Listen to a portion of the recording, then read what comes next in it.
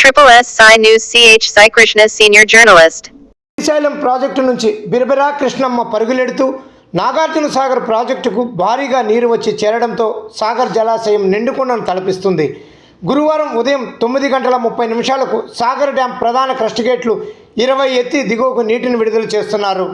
Nagarjuna Sagar project నిండుకుండలా మారడంతో రిజర్వాయర్ను చూసేందుకు అధిక సంఖ్యలో పర్యాటకులు సాగర్ వచ్చి సాగరాన్ని తిలకిస్తున్నారు. సాగర్ అంతా సందడి వాతావరణంతో మారిపోయింది.